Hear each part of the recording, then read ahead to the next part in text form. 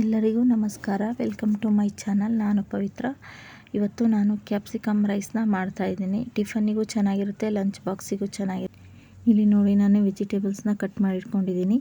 Vegetables capsicum, onion, ಆಮೇಲೆ ಕೊತ್ತಂಬರಿ ಸೊಪ್ಪು, ಕರಿಬೇವು. ನಾನು ಒಂದು ಬಾಣಲೆಯಲ್ಲಿ ಎಣ್ಣೆ ಕಾಯಕ್ಕೆ ಇಟ್ಕೊಂಡಿದ್ದೀನಿ.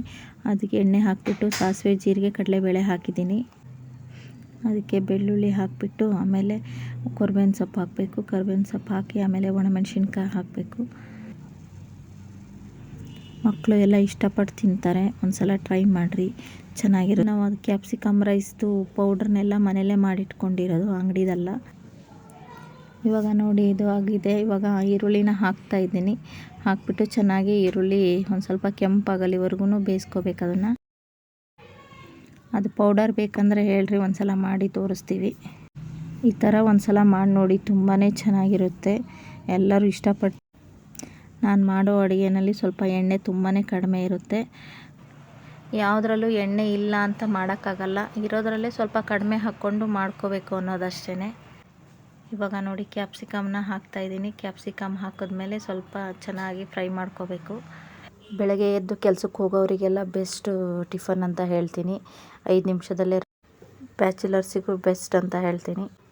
ಕ್ಯಾಪ್ಸಿಕಮ್ ಆಲ್ಮೋಸ್ಟ್ ಎಲ್ರಿಗೂ, ಮಕ್ಕಳಿಗೆ ಎಲ್ರಿಗೂ ತುಂಬಾ ಇಷ್ಟ ಆಗುತ್ತೆ. ಹಸಿದು ಇಷ್ಟ ಆಗುತ್ತೆ, ಬೇಯಿಸಿರೋದು ಇಷ್ಟ ಆಗುತ್ತೆ. ನಾನು ಅಡುಗೆನೆಲ್ಲ ನೀಟಾಗೆ ಮಾಡ್ಕೊಂಬಿಡ್ತೀನಿ. ನನಗೆ ದೊಡ್ಡ ಟಾಸ್ಕ್ ಅಂದರೆ ವಾಯ್ಸ್ ಕೊಡೋದೆ. ಸ್ವಲ್ಪ ಹೋಗ್ತಾ ರೂಢಿ ಆಗುತ್ತೆ ಅಂದ್ಕೊತೀನಿ. ಇಷ್ಟು ದಿನ ಎಲ್ಲ ಸುಮ್ಮನೆ ಮನೇಲಿ ಮಾಡಿ ರೂಢಿ ಆಗ್ಬಿಟ್ಟಿದೆ. ಹಾಗಾಗಿ ಏನು ಮಾತಾಡಬೇಕು ಅನ್ನೋದೇ ಗೊತ್ತಾಗಲ್ಲ. ಇಲ್ಲಿ ನೋಡಿ, ಉಪ್ಪನ್ನ ಹಾಕಿದ್ದೀನಿ. ಉಪ್ಪು ಹಾಕಿ ಚೆನ್ನಾಗಿ ಫ್ರೈ ಮಾಡ್ಕೋಬೇಕು ಇದನ್ನು. ಅದು ಸ್ವಲ್ಪ ನೀರು ಬಿಟ್ಕೊಂಡಂಗೆ ಆಗುತ್ತೆ. ನೀರು ಬಿಟ್ಕೊಂಡಂಗೆ ಆದ ತಕ್ಷಣ ಸ್ವಲ್ಪ ಪುಡಿನೂ ಇವಾಗಲೇ ಹಾಕಬೇಕು. ಈ ಪೌಡರ್ ಹಾಕಿ ಮಾಡಿದ್ರೆ ತುಂಬಾ ಚೆನ್ನಾಗಿದೆ ಪೌಡರ್ ಇದು. ಇವಾಗ ಹಾಕ್ತಾಯಿದ್ದೀನಿ ನೋಡಿ 1 ಸ್ಪೂನ್ ಪೌಡ್ರನ್ನ. ಮತ್ತೆ ಆಮೇಲೆ ಹಾಕ್ಕೊತೀನಿ. ಇವಾಗ 1 ಸ್ಪೂನ್ ಹಾಕ್ಕೊಂಡಿದ್ದೀನಿ. ಹಾಕ್ಕೊಂಡು ನೀಟಾಗಿ ಕೈ ಆಡ್ಕೋಬೇಕು.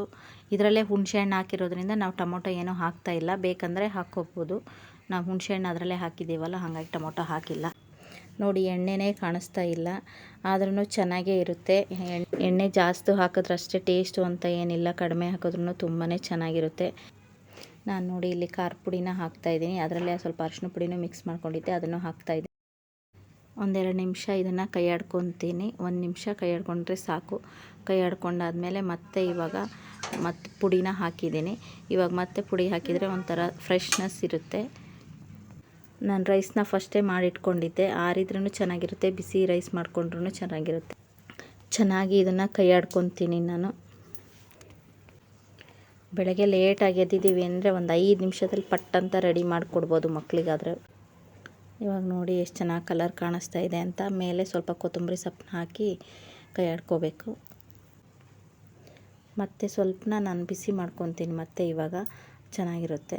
ಈ ವಿಡಿಯೋ ಇಷ್ಟ ಆಗಿದ್ದರೆ ಚಾನಲ್ನ ಸಬ್ಸ್ಕ್ರೈಬ್ ಮಾಡಿ, ಲೈಕ್ ಮಾಡಿ, ಫ್ರೆಂಡ್ಸ್ ಆ್ಯಂಡ್ ಫ್ಯಾಮಿಲಿಗೆ ಶೇರ್ ಮಾಡಿ. Thank you.